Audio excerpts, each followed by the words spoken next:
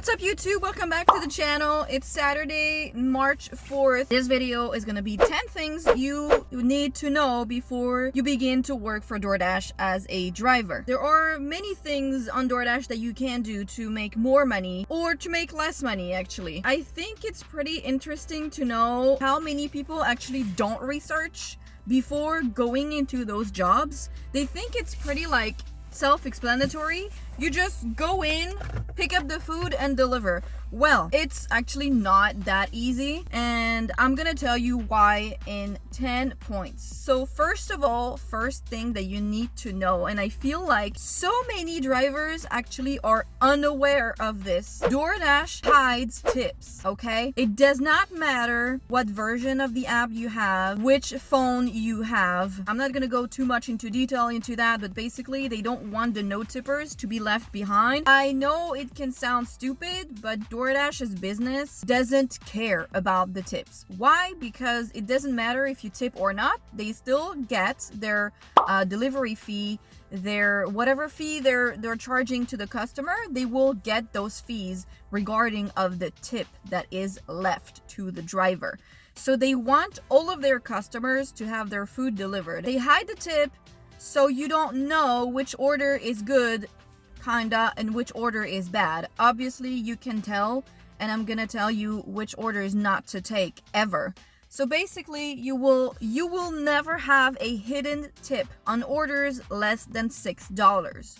So if you see a $3.50 order, a $4.25 order, a $5.10 order, it will not have a hidden tip, period. So anything under $6 will not have a hidden tip, and what you see on the screen is what you're gonna get. Second point, you need to schedule for Doordash. 2 or 3 years ago when the big C began, obviously everyone was staying home, everyone had money with the checks and all of that. Everyone was tipping really well and no one wanted to go out. At that time, a lot of drivers, including myself, began to do Doordash, Uber Eats, Instacart, Grubhub, whatever app that you name it. Before, if you were not scheduling, you could go online because the zone would be red, meaning it's busy. Doesn't mean that there are a lot of orders, it means that there are not enough drivers. And you could probably bet on the fact that the zone would be going red every single day around 11:30 and every single night at around 5:30. Now it's so overflooded with drivers that Doordash does not need drivers to go on the road. And if you don't schedule yourself, you're not gonna be able to go online. Early scheduling will save your life. Obviously there are requirements to that early scheduling, and the schedules drop at 3 p.m. every day. If you don't have early scheduling, it will be at midnight. But in the meantime, from 3 p.m. to midnight, all of the people who have the early scheduling will be grabbing this schedule. So you will be left with like the leftover schedule. The third point is linked to the scheduling problem, and it's on Doordash, you have zones. So since you have to schedule, they had to come up with zones. So usually there are several zones that are bigger or smaller depending on where it is. So you might want to choose your zone carefully, because if you're in a zone, for example, you want to deliver for Total Wine, okay? And your zone does not have a Total Wine, and the Total Wine is in the zone up north from you, well, you will not receive Total Wine orders. You have to pick your zone depending on where you want to work. Something else to think about is if you accept a delivery that goes out of your zone, it takes you out of your zone, you will have to come back to the zone. So Doordash says that they will try to send you orders on the way back.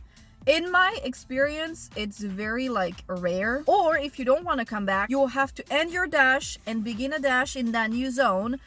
But if the new zone is not red or busy and you're not a top dasher, you will not be able to go back online. Which brings me to the fourth point, which is top dasher. So Doordash has this little thing called top dasher program. Basically, it's an incentive that will probably either you're a top dasher, either you're a top dasher hater. To be a top dasher, your acceptance rate needs to be at 70%, meaning you have to accept 70% of the offers that are sent to you. In my opinion and my experience, no market has 70% of orders that are profitable. AKA, you will have to take some orders that suck ass in order to get your AR to 70%. One of the few perks that Top Dasher has is the ability to dash anytime. So when you are a Top Dasher, technically you don't need to schedule because you can dash anytime, anywhere. Top Dasher is also supposedly sending you more orders, so you are prioritized on orders. It might be interesting for you depending on the market you're in. If you're like in a really slow market, overcrowded with dashers, Top Dasher is probably worth it. The fifth point is the large order program. Okay, so the large order program is like the grail, the holy grail for the dashers, because this will be the program that will give you the best of the best orders. So the large order program or the catering order program, it was different before, now it's the same for everyone, but you still need to be in the program to receive them.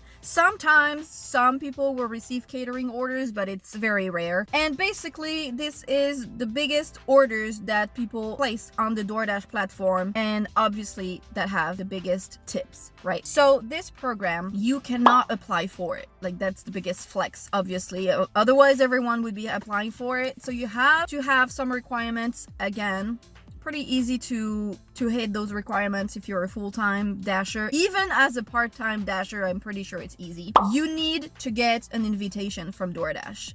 And to get an invitation from Doordash, they need to be needing dashers for that large order program, and most of the time they don't, because the large order program dashers usually are doing this full-time. They've been doing this full-time for a long time, longer than the big C. It's also pretty random, I'd say. I don't really know, because you could hit all of the requirements and your neighbor could be getting it and you don't. So there's no real way to get in. Some people will tell you that you can go on support and kind of try to finesse your way into the large order program. I know some people who did it, but it's not like an effective way, if that makes sense. To make the best money, you need to be in the large order program. I'm not. The sixth point, it's another program. It's a pizza order. It's a pizza program. So basically Doordash has launched maybe last year, I think, the pizza program. Basically, you need to verify your pizza bag in order to be in that program, and then you will receive like a shit ton of pizza orders, basically. I am not in that program, and I actually don't know how I think you can apply for it, but I'm gonna research that. It's not by invitation. I think you can apply for it. People on Facebook has been saying that there is a glitch going on. Basically, it's gonna ask you to verify your pizza bag. You're gonna upload the picture of the pizza bag, and the app is gonna glitch. And basically, it's not gonna recognize your pizza bag anymore. Be removed from the pizza program. And then any restaurant that has the word pizza in it, you will never receive. You know, a lot of people order pizza online. Like, I guess it's the pizza and burgers are probably the first two things that are ordered on those apps, right? So depending on your zone and depending where you're waiting in your zone, you might be in like a cluster of pizza places, so it might be really good for you. Next point is the shop and deliver orders. All right, so that's my thing. Obviously, that's what I do all day long. Most of the 99% of my orders are shop and deliver orders, and there are two things about those orders. First of all, there are no hidden tips on those shop and deliver orders. I do not care what people say. I have not had anyone be able to prove that there are hidden tips on shop and deliver orders unless they are coupled with a food delivery. In this case, the hidden tip will be on the food order and not the shop and pay. What you see on the screen is what you get. Okay? Do not try to be like, oh, it's a $15 order. It might be like 20. It will not be. It will be 50. Second thing is the base pay is higher on shop and deliver orders. That brings me to my next point, which is Prop 22. This is only applicable to California drivers, okay? If you're not from California, you can skip this point because it does not apply to you. Prop 22 is a law that was passed in California, so drivers are required to be paid 120% of the minimum wage plus a certain amount for mileage. It's called an adjustment. It's paid every Monday with your normal Doordash pay, and it's going to be calculated depending on how much you've made on base pay. It does not apply to tips. Tips are 100% yours to keep. If you're doing a lot of shop and deliver orders, the base pay will be higher, meaning your adjustment will be lower. If you're doing a lot of food delivery, the base pay will be lower and your adjustment will be higher. I will be making a video just on Prop 22. I'm not gonna go into details about this right now. If you're expecting an adjustment of $100 every week, but you keep taking shop and deliver orders more and more because there are better paying orders, because the base pay is better, your adjustment is gonna be lower. So one thing to keep in mind. Next point is the Diamond program. So I haven't ever been able to be a part of that program because I think you need a 50% acceptance rate for that one, which I don't have. But basically the Diamond program is supposedly sending you orders that are at least, depending on which market you are, but I think like the minimum is like $2 per mile. It doesn't mean that it's gonna be a high paying order, because $4 for 2 miles, it's technically $2 per mile, but it's still a crappy order.